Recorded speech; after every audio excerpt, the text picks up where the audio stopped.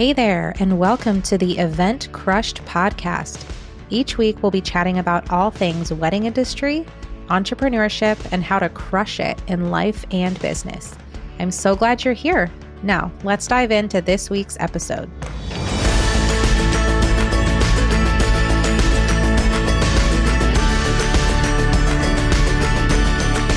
Hello, and welcome back to the Event Crushed podcast. This is your host, Becky. And gosh, I have a real treat for you today. I absolutely loved my conversation with Jess Aiken of Wedding Company of Williamsburg and the Planner's Perspective.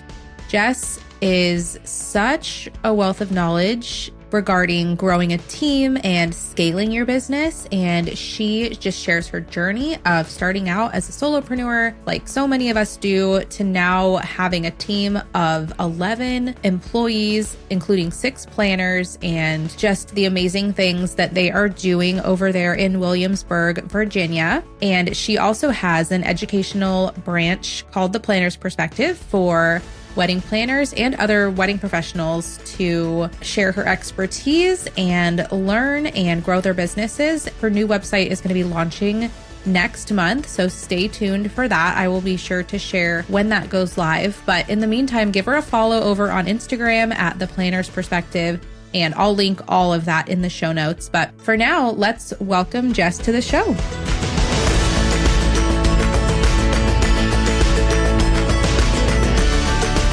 Hey, Jess, thank you so much for being on the show today. I'm so excited to talk to you. Yeah, thank you so much for having me. It's so good to finally see you again after so much time. I know, it's wild. We met way back in 2018 at the Creative at Heart conference in, was it North Carolina, right? Yeah. That was such a blast. That was my first big creative conference. And I just remember meeting you and all the other planners in our group and just feeling so inspired. And I feel like that was a big turning point for me in my business. So I have many fond memories. You know, I've been following along with you ever since in your business and your educational brand that you've started. And it's been so cool just watching your journey. And yeah, I'm just really excited to chat with you today. Yeah, same with you. And I do. It was so fun because I feel like that was a conference. There was, I don't even remember the exact number. It was pretty intimate conference. I think it had a couple hundred people, but I remember our planner group was so small. There was 6 of us. Yeah. And I just remember sitting there being like, oh my gosh, listen to everybody and all their stories and to see everybody. I'm like you, I followed everybody to see what people are doing. And it's just so cool to see where we've all landed, 5, 6, gosh, probably more than that now, I guess 6, 7 years ago now, but crazy. Yeah, absolutely. So I introduced you on the front end of the show, but I would love it if you just in your own words could share about yourself and your wedding planning company and your educational brand for planners as well. Yeah. Gosh, what a story I feel like I have. It's always such a long journey. But I was one of the very lucky few early in life. I really realized in school that I was one of those people. I wasn't the best in school, but I was very good socially. And I loved being a part of things after prom and planning all the activities. And that's when I kind of realized oh, maybe party planning could be for me. And I was always a hopeless romantic, even at 17. And so I reached out to a local wedding planner and just said, listen, I'm about to go away to school, but I would love just to learn and see what it's like to be in the wedding industry. And if you would have me, I would come as much as you would let me. And I just want to learn from somebody who's local and knows what they're doing. And she said, sure. And of course, it was a free internship. That free internship turned into a 4-year internship that I did for free, all 4 years. Wow. Went away to school, came home, did weddings as much as possible, and I just fell in love with it. And I learned a lot of what to do. I learned a lot of what not to do. And, she was very open to me about what I needed to do and how to how to teach me things, and that was really lovely. But when it was time to graduate college and start my life, and I was so excited because I thought, okay, as much as I want to start my own business one day, I don't know if I'll necessarily be able to do that. So why don't I just work for her? Well, little did I know how hard it is as a business owner to hire full-time people with a salary, which I understand now. And I'm sure we'll talk way more about how we pay people and all those things with team members. But I was naive and I really thought I would get the job and I didn't. And so I just decided I'm going to try to find a local position. And I was able to find a assistant director of events position after I did some rentals consulting for a little bit. And basically, I just bounced around from like resort to resort and rentals consultant to another place. And so it was just a lot of getting immersed into the wedding industry. And so did that for a couple years. And then when I was 22, my husband and I now, we back then were boyfriend, girlfriend ever since we were 17, 18. We have a little bit of a young love story, but he always knew that I wanted to open my business. And he has a business background in addition to all these other degrees. And one day I came home to a check made out to me for $500. And I thought, oh my gosh, like he's kicking me out, like we're breaking up. And this is like what I get. Like he's just giving me $500 to start my life. I really didn't know. And long story short, he said, no, like you've wanted this since you were 17. You've talked about this. And, you know, we've talked about what it would look like. And I really believe in you. And I really want to see you do this. And I think you should. And I was like, okay. And he had already gotten the LLC, did all the business back end for me because he knew what name I wanted. So he started in August of 2012. We opened Wedding Company of Williamsburg, and it was on. He paid $500, I paid $500. We opened the doors with $1,000, and here we are, multi-six-figure company now. And it's just really cool to see that we've grown from one person, which was solely me and like begging my mom and my husband, which then boyfriend, to help me on wedding days, to now we have 12 employees. So it's really thrived over the years. So that's Wedding Co's story. And then I guess you asked about Planner's Perspective, but Planner's Perspective I attempted to start it in 2019, 2020, but then we all know what happened in 2020. So I had this great, plan to go ahead and launch. And I really wanted to focus on education because I felt like there was just nothing that I could find out there where I really could have used the help when I was getting underway and had gone full time and made the move to create employees and create this amazing team. And I really wanted to be that for other people. And there just wasn't anything. But then 2020 hit, and I remember we had launched the website in January of 2020. And we were really hitting the ground running and people seemed really excited. And we had email lists built and we had all these courses and things were really, really doing great. And then COVID happened, March of 2020. And after that, I was like, I could not focus. I was so stressed out trying to just keep the business afloat, but also, make sure that I was there for the 40 plus weddings that we had on the books that year and trying to just make just survive. I was drowning at the time. So we kind of tabled a Planner's Perspective. And then we relaunched actually in really late 2023. And it really wasn't doing quite what I wanted it to do. And I think I realized wait, I don't think I actually know what I want this to be. And so I actually stopped, and it has a coming soon. And we actually are about to relaunch the entire business come September because I've thought through some things and I'm excited to kind of see where it goes. But that's my really lengthy journey. Yeah. Well, thank you for sharing all of that. I love hearing people's origin stories because I think everybody has such a unique story of how they got into the industry. And I mean that, especially like the fact that your husband or boyfriend at the time was the one to kind of say, let's do this. I think that's so cool. That, I don't know, that just makes me so happy. I love there's that support that you had then, and I'm sure you still have now is just really incredible. So kudos to him. Yeah, I know. I think there are many days I thank him, but there's also days where I'm like, what did you get me into? That's true. Yeah. Then you can like put a little bit of the blame on him when things aren't Yeah, going so yeah. great. Yeah, I'm like, come on, you're the one that did this. So, Right. Oh my gosh. And so, yeah. I'm just going to ask this now. We could get into it later, but I'm Yeah. like, what is your vision for the new planner's perspective? Like, what are you, I guess, can I ask, like, what are you focusing on? Like, how are you adjusting it to make it more in line with like what you're wanting?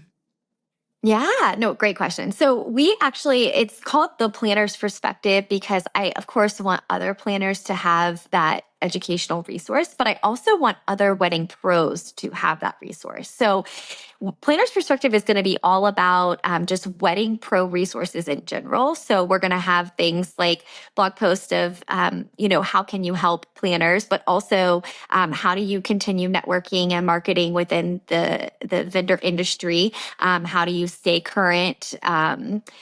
Just talking through different things that couples are looking for and kind of creating this cohesive resource where it doesn't matter if you're a stationary person or a photographer or a wedding planner, but this would be a great resource to help you through the back end of your business from workflows, automations, all the things that we all have a really hard time, I feel like, with when we're setting up our business, but that we all share commonality for.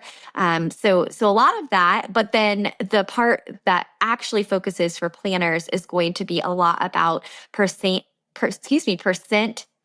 planning. And that is a huge thing that I see our industry. I don't know if we're going to get into this, but it's a huge thing that I'm seeing that planners are not charging a percent for full planning.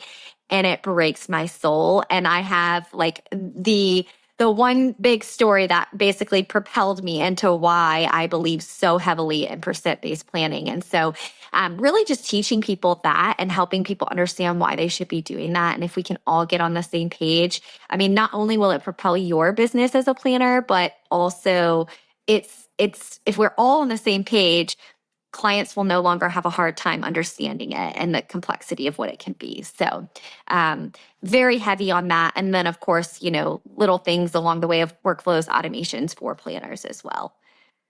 Wow, that sounds amazing. I love that you are like opening it up a little more to like all types of wedding pros and not just planners, but especially the focus for planners on the percent-based pricing, which I think is fantastic. So, okay, so you started, your company with just you, and then now you said you have 12 people. Is that right? Yeah, we have 12 employees now. Yeah. So take me through, like, how did you go from just this solopreneur, like so many of us start out, to now having this amazing team of 12 employees? Yeah. Can you kind of walk me through how you got there?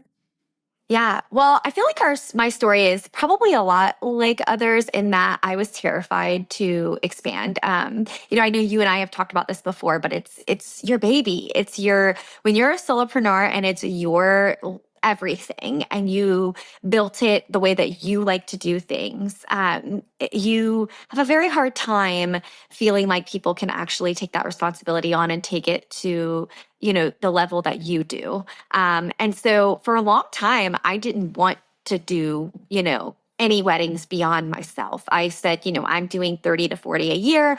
I was happy with it. That's what I wanted to do. I wanted me, Jess Aiken, to be the face of Wedding Company of Williamsburg. I wanted people to say, oh, Jess. I don't know. Maybe it was an ego thing, but I thought it was so important for it to be me. And if it couldn't be me, I thought there's no way in the world that anyone could do things as good as me or the way I want them to be done, right? That's kind of how we all feel.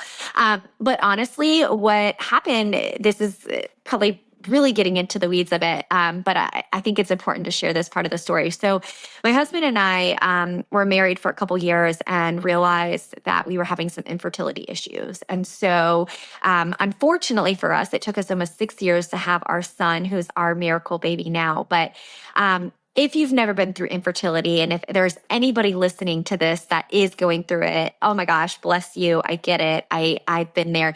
but it's essentially a full-time job when you're going through that infertility struggle. You're constantly being tested. You have to go and get all of these tests done, every few days. I was having to drive to Richmond or to Norfolk, which for me was almost a good hour and a half drive, every other day. And so then you're there for a couple hours. And so it just got to the point where my capacity to take on weddings was just getting lower and lower. And obviously, it was so important for me to have a child. And so I was willing to give that up, but I just kind of came to an impasse of like, am I okay just doing 10 weddings a year and then finding another full-time job? Because the reality is I need the money to come in order to make this work with our household situation. Or do I just want to be done and just go find, a full-time job and call it a day? And really, I just knew that my passion was there. And I knew that if one day somehow I could find that, the ability to have a child, that I would want to be able to have the flexibility of doing what I could to be there, especially after we tried so daggone hard. I was like, I have to be able to do this. So for me, it was almost like I don't want to say I was pushed into it, but I really like came to a impasse of like, I had to go one way or the other. And for me, I realized like, okay, there are other people that can do it as good as me, if not better. And the reality is I'm not doing a good job right now because I am so struggling personally, trying to keep track of weddings, but also, my fertility issues. And so I just decided enough was enough. And I also knew on another level, I wanted to hit six figures. And I knew that there was no way on my own I could do that. At the time, I was, a lot more affordable than, that was years and years ago into the business. But I knew it would be a lot for me to be able to do that. So that's when I started kind of looking at my team that I'd already built. So I had assistants that always were helping me. They were not employees. They were just independent contractors. And they were really good at what they were doing. And I mean, they were really a well-oiled machine. They knew how to do things. They were helping me here and there on the back end. And I thought, well, why am I trying to externally look beyond my current team situation to find additional team members? They're right in front of me. And so that's when I kind of made the decision, I'm going to go ahead and see if any of these girls have any desire at all to be anything more than assistant. And a couple of them were like, absolutely. Some of them were said, absolutely not. But if you absolutely need me to, I will step up to the plate. But the couple ones that did really want to step up to the plate, I started training them, and we kind of got all our automations and workflows together, which I know we'll probably get into later in the conversation. But I just made sure that, I was feeling good about those team members. They already knew how to execute on the wedding day. So it was really just teaching them leading up to. And so that's when at the time we decided to make a requirement that in order to be a lead planner, you have to be an assistant at minimum for at least a year before you can become a lead.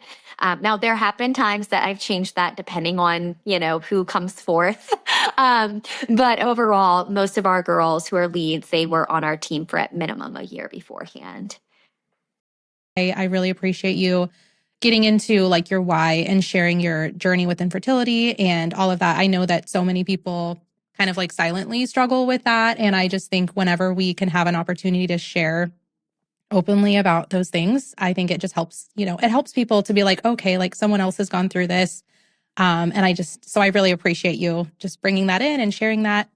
Yeah. And then, gosh, what you were saying in the beginning about like, no one can do things like I can. No one's going to be able to like emulate what I have built. I think we all feel that way in the beginning. And it's like, it's just such a roadblock because it just keeps us stuck in this place of like, I can't replicate myself. So therefore I'm just going to stay as the only one doing all these weddings. And then eventually it leads to burnout, and there's no way around it. Like it just does. I mean, I guess like there are situations where people are able to make it work where they can charge, a lot more and do a lot less weddings and it's only them. Like that is possible. But in general, if you want to grow your business, like it does involve building a team. And so I just think this conversation is really going to be helpful for people to kind of just get past that roadblock of like, I can't do it, and to like open up their mind to like, but what if you did? Like, what if you were willing to take that leap? And you kind of walked through, like, you started with your current assistants. And so starting there, I think, is genius. And that's my business coach has told me multiple times, like the exact same thing. Like, don't just hire these random people from outside, like start with who you already have on your team. So I think that that is brilliant. And yeah, I just, everything you said, golden.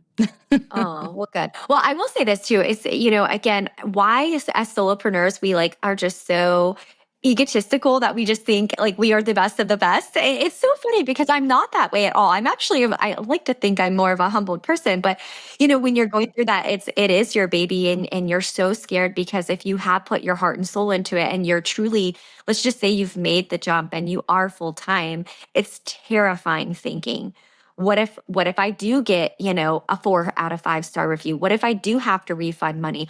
What if I do have, you know, these difficult situations? And I will tell you, we have an incredible business and I have incredible girls on my team. I've had to refund money multiple times. And frankly, I don't think it was truly our fault, but to make the customer happy, that's what we have to do. And sometimes it would have been whether it was me or one of our girls, you know, there's situations that arise. I can't be there for everything.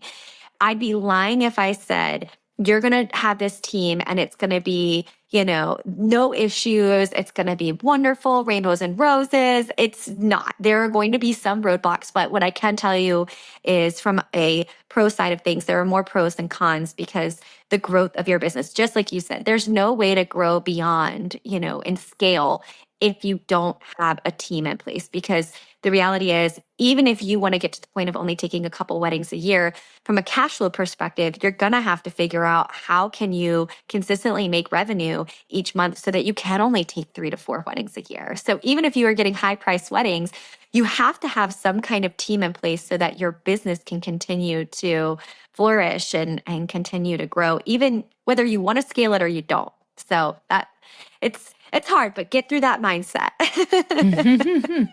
Right, exactly. Yeah. And I was kind of telling you before we hit record, but it took me like 10 years to get to the point of finally being open to bringing on another coordinator. And up until that point, I had done every single wedding and every single review had my name on it. And so I was really scared at first of like, what if, you know, we get our first bad review with our new coordinator and then it's like, you know, it comes back to me and I don't know, but I think if you can get over that fear, like it's so worth it. And like it truly has been the best, like one of the very best decisions that I have made for my business. And I wish I wouldn't have waited 10 years. I wish I would have gone for it sooner. But now it's like, there's no looking back. Like I can't imagine going back to just being me on every single wedding, you know? So Yeah. Yeah. Now, how old were you? If you don't mind if I ask, you don't have to say your exact age, yeah, but when yeah, you I started don't your care. business, how were you early 20s, mid 20s? What were I you? was 25, I believe, or 24 or 25, somewhere in there. Yeah.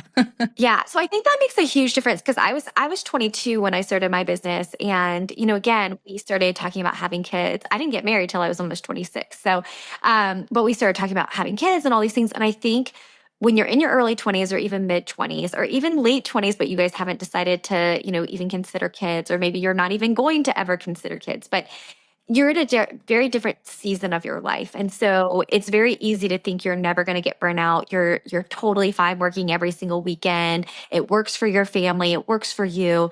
But the reality is one day there's going to be a day that comes that you're going to say, I don't want to do this every single weekend all the time anymore. And if it's not you, it'll probably be your partner or spouse or whoever it is that's with your household because it consumes you. And for you to kind of not grow with a team and to do it yourself and to make, you know, some decent money, it does take 40, 50 weddings a year, which you only can do, you know, depending on where you're at seasonally. We have weddings pretty much all year except for July, August, we're usually good. But a lot of people want the same dates. And so being able to take, you know, not push off that revenue and say yes to those people, it's the best feeling in the world to be able to say, I just had a $40,000 weekend and I only worked one of the three that came in or things like that. So it becomes addictive for sure. Yeah. No kidding. Yeah. That's incredible. Can you share a little bit about how you run your team, like how it works? I'm curious about your pay structure for like how you pay your other coordinators. Like, are they working hourly? Are they getting like a percentage of the total for the wedding? Like how, I'm just curious how you manage that. Yeah. Okay. So I feel like just as we go through this, I'm going to talk about pay first because I want to make sure I answer all those questions. But if there's more things, just prompt me because I want to make sure that I cover all the bases because I digress as we talked about this. So as far as pay goes, we have changed things drastically. When I first started out, again, I had mentioned everybody was an independent contractor. That was before I knew what I knew, and not a good idea. If you can absolutely make them employees, it's the best way to be. I personally think, and that's probably another conversation for another day. But I run payroll. So I run payroll twice a month. And whoever needs to be on that payroll is on that payroll. So if we have a wedding and there are assistants that work that wedding, they would get paid in the next pay period. So we run our payroll on the 14th and the 28th of every month. That's just what worked for my husband and I, and why we kind of set it up that way. There's no rhyme or reason. If someone were to ask me why do I do it that way, I don't know. It's just worked for his paycheck is around the same time. So the way it would work is if we have an assistant on a wedding, and let's just say the wedding was on the 12th, I then on the 14th would then pay them out for the hours that they worked. If the 14th falls on a weekend, so let's say the wedding itself is on the 14th, then it's a Saturday, then they would get paid the following Monday. So we would run payroll the following day because you can estimate how many hours they're going to work, but as we all know, wedding days get crazy, and sometimes we might estimate 14 hours, but they only work 12, or maybe they worked 16, not 12. And so I try to really make sure that we're allocating funds appropriately there. So we'll run it that way. And then our lead planners are paid on a completely different pay structure. So they make a percent of each wedding. And so we have it kind of sorted out differently. Some make 25% of each wedding day management. Some make 32% of wedding day management. It honestly depends on how long they've been with us, as well as how much experience they have coming to us. And then with partial and design, as well as full planning, that's when they make anywhere from 35 to 40% of the package price. It just depends on, again, their experience level, and how long they've been with us on the team. I really cap it at 40% because anything beyond that, the business is just not making any money. So we can't be profitable at all if I can't take in 60%. And a lot of people say, well, are you taking 60%? No, a lot of it goes back into the business. We have to pay taxes, payroll, fees, all of the wage management stuff that you get hit with on the government side of things. So a lot of it, does go back into the business, and it's not necessarily me personally taking home a bunch of pay. I wish it was that way, but it's not that way. So the way it works for them is we break their payments into 3 different payments. So when we invoice the client has to pay 50% upfront of their overall planning package fee. At the very beginning of the signing of the contract. Then halfway through, they have to pay another 25%.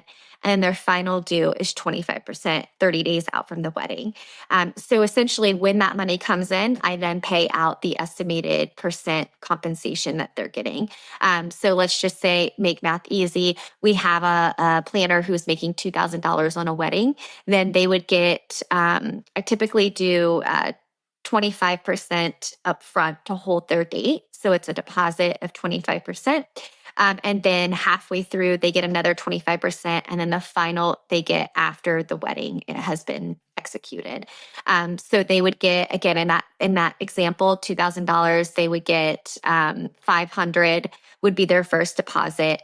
Another $500 would be halfway through whatever that couple was making their payment. And then the final would actually, even though the couple pays 30 days prior, I don't actually pay the planner for the final $1,000 until they've executed the wedding. Because again, you never know what could happen. Maybe something tragic happens and they're not able to attend, or something terrible happens and it's just not a good relationship and we have to switch planners. So that's kind of how we handle pay as far as assistant versus lead. And then, of course, I pay myself. I'm an employee. I pay myself a salary every single, 2 weeks. I pay myself that as well. For sure. Yeah. No, that's really good to hear. I appreciate you sharing all of that. We do it similarly. My coordinator, I just have one coordinator right now, and then I'm training another one that will be for next season, but they get a percentage of the package price. It's a little bit different percentage than what you had mentioned, but it is a percentage. And then we do payroll for like assistants and whatnot too. So that's great. I'm like, okay, we're in line here. I have one question that is probably going to divert a little bit from other topics we had discussed, because I was just talking with some of the ladies in my mastermind about this, because we used to do a 50% retainer, at the time of booking for couples, and then they'd pay the other 50% a month before their wedding day. And then after COVID, or like during COVID, we changed it to 25% retainer, and then we just have like the other two payments evenly spaced out, and then the final one is still due a month before. But I'm just curious, like why do you guys do the 50% versus like a 25%? Or I don't know, like how did you come up with that pricing structure, payment structure, I guess? Yeah, no, great question. It's always interesting to hear how everybody does it, but I'll tell you. So mine is a cash flow thing. So for us, what comes in, what goes out. I know, seasonally. I think it really varies for every single planning company. I think if you're somebody who can do weddings year round, then I think it probably looks a lot different on paper. But for us, again, there's a couple months out of the year where we book really heavily and then we won't get anything again for a while. And then a lot of weddings are in the fall and a lot of weddings are in the spring, but none in the summer. So in order for us to make it work, I had to kind of do it from a cash flow perspective. I hear you on once COVID hit, we considered changing it a little bit too. But honestly, no one ever complains about the 50%. And again, it helps me from a cash flow perspective, just having cash on hand. Obviously, I try not to spend it, but it again helps us and keeps us on track so that I could pay out the employees. I also felt like when we're working with all these planners, I know that they're taking away from their families by saying, yes, I will do that wedding for you next year. And so I felt like in order for me to feel comfortable, asking them to hold a date like that far out and not go on vacation and not be with their family, that I needed to be able to pay them a pretty decent deposit. And so if I was only taking 25% and then paid them 25% of their fee, I just felt like from a cash flow perspective, I couldn't make the business work. So for me overall, that's why we do it. Now I do have in my cancellation policy that if for whatever reason, each contract actually has a different cancellation policy. So full planning, they get a different amount, back based on when they cancel, if they were to cancel, because way more work has been done up front versus a wedding day management. It might be that we haven't done very much. And then 90 days out, we start working with them. So it is different with each one, but I've never had any issues with having to say, here you go. And we do make our 50% a non-refundable retainer as well. Obviously, if there was a force majeure or some kind of issue, we would refund it. The other thing too, I guess this is the last thing I'll say about this is we have an email that people can email us anytime and ask us any questions they want along the process. So even though their package might not start with us a couple months out from the wedding, they can be emailing us as they need to. And so again, there might be some work that we've had to do up front that, let's just say things got canceled or something happened again. It's not like we haven't done anything for that money. So it's just the way it works for us. Yeah, definitely. I love that you said that about the email from the time of booking, because we do the exact same thing. And I think it's just for any planners who might be listening, like I think it's a really great like value that you can add for your clients. Like if you want to charge a little bit more, like if you're wanting to increase your pricing, make yourself available via email to those clients at the time of booking. And then, they're going to have questions along the way, and, like logistical stuff comes up and ideas with like, when should we start the ceremony? Like they're going to have all these questions. So if you can make yourself available to answer those, you can definitely charge more. And it's going to set yourself apart from the other planners because a lot of planners and coordinators, it's like, okay, we're booking you a year out, but I'm not really even going to talk to you until like 2 or 3 months before your wedding, And so I think it's just a great option to consider if you're not already doing that. For sure. And you don't have to, for those who are like, oh, that just sounds horrible. I don't want that on top of all my other client work. We actually have an email called teams@weddingcoofwilliamsburg.com. And so it's our email that is just for people who are leading up to their wedding day. And so essentially what happens is when they sign a contract, we say, hey, we're so excited. We'll be checking in from time to time, but here's an email in case you would really have a million questions. Like, we are happy to answer whatever we can do. And we let them know we don't check it every second of every day. We check it every couple of days, and, our response times will vary. If it's something that's an emergency of all, please, by all means, reach out to our personal emails. You have those too. But this is really just if it's not a super emergency and you're more so just trying to get an understanding of like what the heck you're supposed to do if this DJ is asking you 100 questions. So there's ways around it if you don't want it to come to you directly over and over. Yeah. That's so smart. I love that.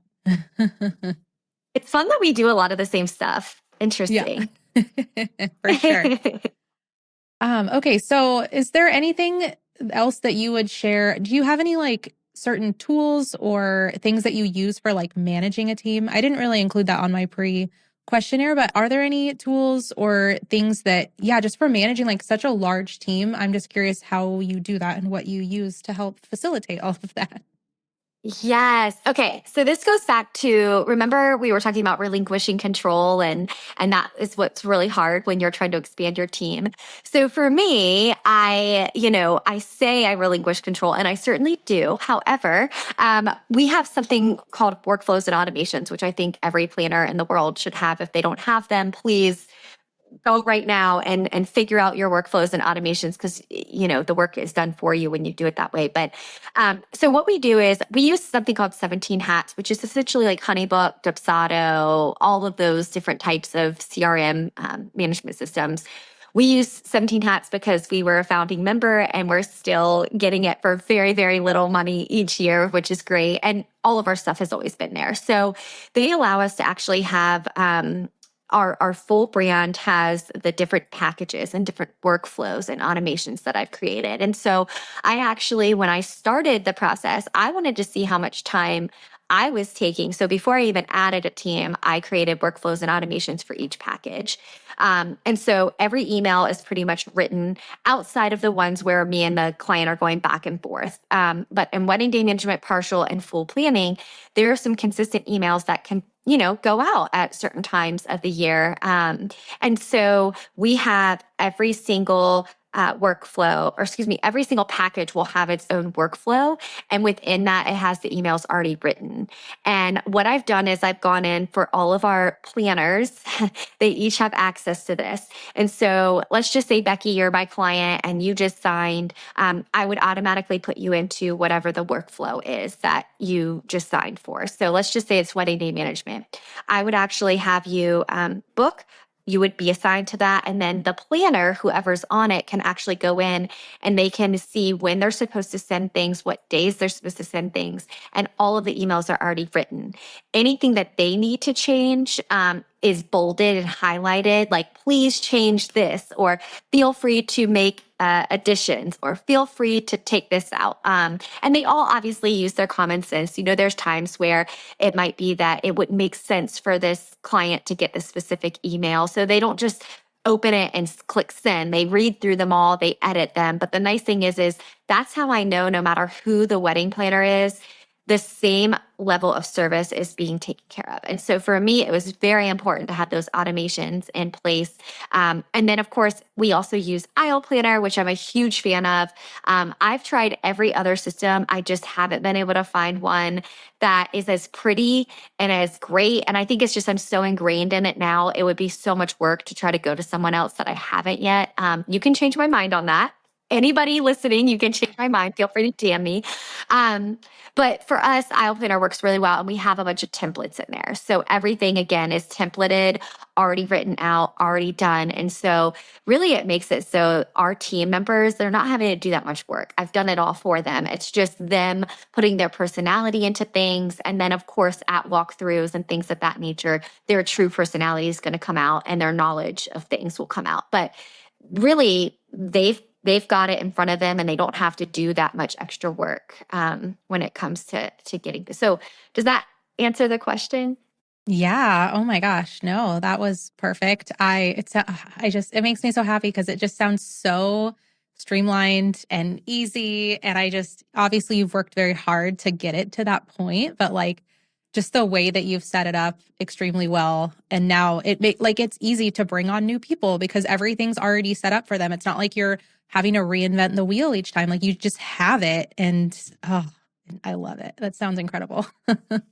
The training, honestly, when we bring on a new employee, the training's pretty easy. The part that takes the longest for me is like getting their headshots done, their signatures set up, their Calendly links done, like making sure they know, have logins for all the programs with new passwords. And that to me is like the HR stuff is the bane of my existence when it comes to bringing people on.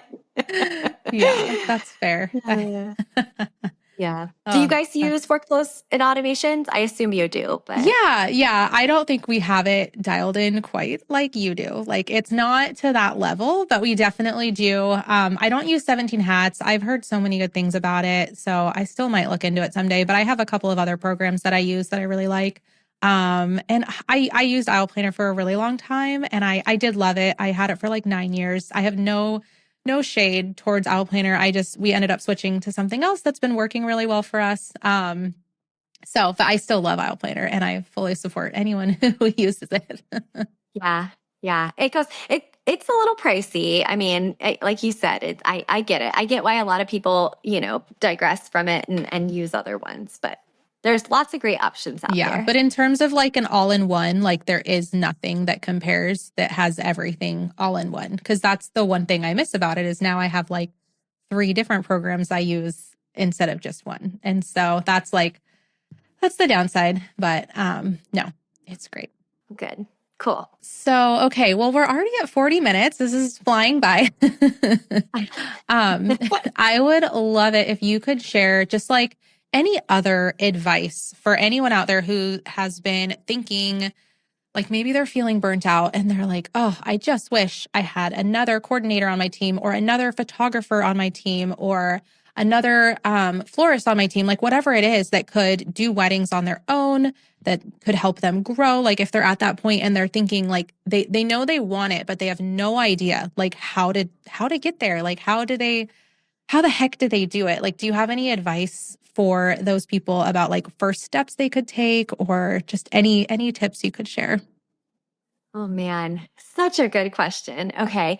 I feel like for me, looking back at when I first started my team, again, it was so scary to get over the hump of just accepting that, will someone do it just like me? I think you have to kind of say to yourself, no, they're not going to be just like me because we're all human and there's no one like us. And that's what makes us so unique and lovely. However, there's things that you can do and put into place in the very beginning. And I think the biggest thing is setting your clients' expectations appropriately is really important. So something that I did when I started my teams was when I was speaking to clients, even all the verbiage on my website, I changed everything from I to we. So we, as a team, you start selling it and it's almost like you're starting to become a team and a company rather than a you. And so I think even just going like back into your website and kind of fixing that language, going into your social media when you start posting, start saying we, start saying us. Even if you don't have a full us yet or a full we, start getting into the mind frame of we are a team and we have the ability to take on more than one, because it does scare people as a client in the very beginning. If you were to say, and I don't blame them, if you were to say, hey, I'm hiring what I think is you, but you're going to give me some random person and you've never done this before, I don't know if I necessarily want to pay your normal price to do that. And so I think, again, selling yourself from the very beginning is really important. I think, again, if you have anybody who's been helping you over and over as an assistant, whether they're an employee or an independent contractor, talk to them and see if they have any interest at all, even if they just want to take one on and see how it works, and be honest with them. I think, we don't need to pretend to be something we're not. If in the very beginning you're in the trenches and you're trying to kind of like, do it bootstrap, then like be honest and say that you're doing it bootstrapped and that this is something that you're really eager to try. And if they're willing to kind of brave it with you and walk alongside of you and see how this can work. It might be amazing, or it might be that it just didn't work out, and that's okay. But you really want them to kind of, brave it with you and see if you can make it happen. So I would say don't be afraid to ask others if they're willing to kind of walk along you and try it out. And then I think the biggest thing that I would say, it goes back to the workflows and automations. Before you start expanding your company, I think you need to look at a really good look at your personal systems and processes and make sure that it's something that can be duplicated really well. And if it can't, take the time to write out what are you doing, consistently, because what you don't want is to sell, your couple on something if you are the salesperson for all of it. And then you turn it over to somebody else and they can't then, adhere to what you've told these people that you're going to provide. And if you aren't even putting it in writing what you're supposed to be providing in the service level, then how is someone else supposed to know how to do it? So I think building out those processes and making sure that you have it really written out. And it doesn't have to be as fine-tuned as like what we do, where every single email is already written and all you have to do is change, a couple words. But generally speaking, say like at 6 months out, you should be doing this. At 5 months out, you should be doing this. And you can do this in something as simple as Trello. Trello, Asana, all those things are free. They have free options. I mean, write it out in that, put it in a Google Doc, whatever is going to be easiest for you to communicate to other people. I think that would be the biggest thing. And then lastly, I think if I could give anyone advice, and this one's a really big one for me, because this is the other reason I got into coaching in the first place, is because I see so many people who have profitable businesses before they either grow a team or before they start scaling, and then it all comes crashing down because they actually didn't set themselves up with a cash flow. So I think understanding your numbers and really having a realization of like, when does the money come in and what does the forecast look like? Because you can't make promises to pay people certain pay if there's no money coming in. So having an understanding of how does your back end of your business actually work from a financial perspective is going to be really important, because again, if you can't even figure that out to pay them, along the way, then there's really, you're going to come crashing down at some point. And so having a good understanding of that, I think, is really important. Yes, absolutely. I'm glad you brought in like the numbers aspect and knowing your numbers and the finances of your business on the back end, and making sure you actually can afford to have a team in the first place. And I love that you were talking about like just changing the language of like, from I to we, and just so it's clear to people that like, it's, you're not the only one. Like it is, there are more people. But that made me have another question for you, if that's okay. It should just be a quick question, but do you have your like lead coordinators do the sales call, or are you doing the sales call and then you're like assigning them to a coordinator later? I'm curious how you handle that. Yeah. So it is an easy answer, but there's also a couple parts to this. So I am the sales representative for everything. I have not let that go yet. I'm very big. I love sales. It's one of my favorite things to do, to be honest with you. I will sell, anything to anyone. I've always been that way my whole life. So that's not something that I've been able to pass on at this time. But what I do is when we get an inquiry, they automatically get an automatic response of, here's all the information you need to know. Here's our packages, our pricing. We're going to follow up with you, within 24 hours to confirm our availability. So even though they're getting an automated response, they're getting what they need. We're then following up. When I see that inquiry come through, the minute it comes through, I actually send out a group text to all of our planners, because there's 6 of us in total that can take on weddings. If initially it's a venue that I know that one of our girls has been to more often than others, I might just say, hey, I know that you might be available for this weekend and you have a lot of experience at this venue. So would you want this one? If it's a partial planning that this person's interested, or full planning and their budget's pretty high, then I only go to certain people, because not all of our people can do full planning, partial planning. Some of them can only do wedding day management. It just depends on how much experience they have. But if it's more of like it's a wedding day management, pretty much anybody can handle it. I just put out a quick like, hey, who wants this one?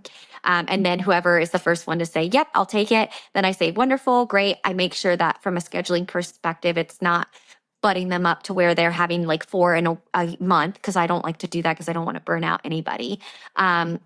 But then what I would do is I would reach back out to the client and say, so excited to talk more with you. Here's our Calendly link again, if you'd like to set up a consult. Just want to let you know that our planner X is available and would be your wedding planner. And then when I'm on the sales call, I talk about that planner, how much experience they have, help them understand. And then I always say to them, I give them the option. If they want to move forward with booking, but they'd like to actually meet that planner before they book, we are happy to set up a call. If they would prefer, if they're good with it and they just could care less, then we say, great, let's sign the contract. And then they'll do an introductory call with you. And that introductory call is usually a 15-minute, just like, hey, how are you? Tell me about your life. I want to tell you about mine. This is what, why I'm so excited to work with you. And they call it a day. It's not to discuss the planning package or like how it works or any of that. And I'll tell you, most people, the way we sell it, I feel like now I've gotten so good at confidently selling it. And if you go look at our reviews, you can see other people's names. It's not just Jess.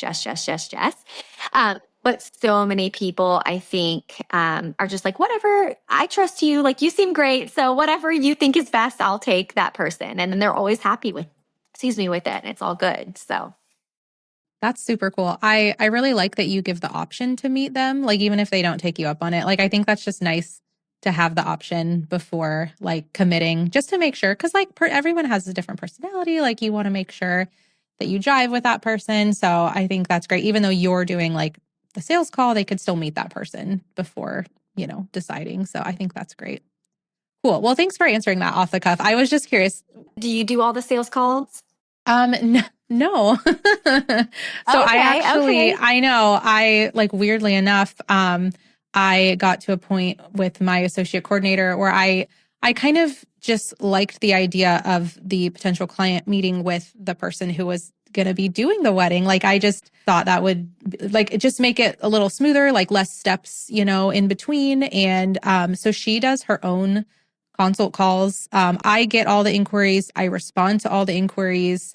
And so if I get one in, like you said, like I'll text her and check her availability. And then if she's good, then she has her own, like we each have our own booking page for consult. So I'll just send them. I'll say like, Callie's available on your date. Here's her link to book a consult with her. And so, yeah, then they just do it directly with her. And then she even like sends the proposal, sends the contract, like everything. It's really, she does everything, which is from my end is very nice.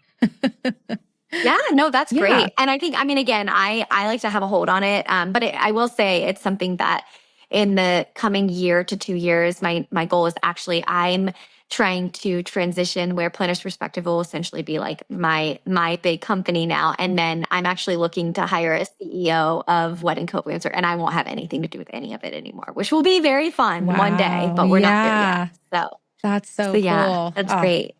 Yeah, that's an amazing goal. I'm sure you will make it happen. I have not be surprised at all when you tell me that. We'll see. We will see. Yeah. Well, that's so exciting. So can you just share, where can people find you? Where can they find more information about the Planner's Perspective? And you said that that's launching, like the new thing is launching in September. Is that right? Yeah. So our website will launch in September. So we're only a couple weeks away, which is so exciting.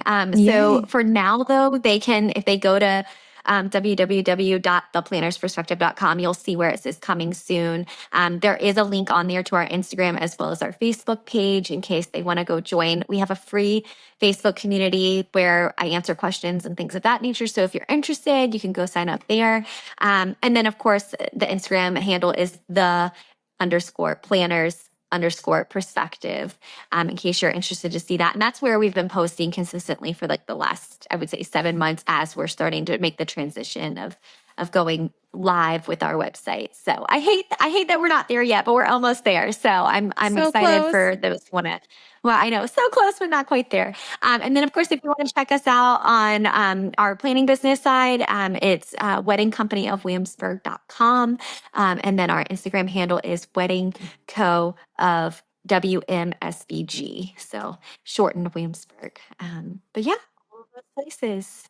Yay. Well, I will be sure to link all of that in the show notes so everybody can come and find you and check you out, which they certainly should. And then, yeah, I'm really excited for the launch next month, and I will make sure to share that, and hopefully everybody will come support you in that too. But thank you so much for chatting with me. This has been such a great conversation, and I'm really excited to get it out there.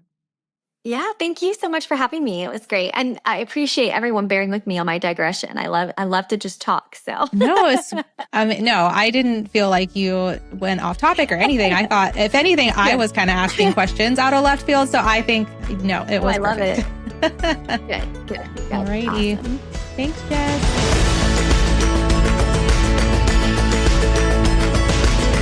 Thank you so much for tuning in to this week's episode of the Event Crushed podcast. I hope you found value in this episode, and if you did, please consider sharing it with a wedding industry friend. We also hope you'll consider leaving a rating or review for the show to help other listeners find it.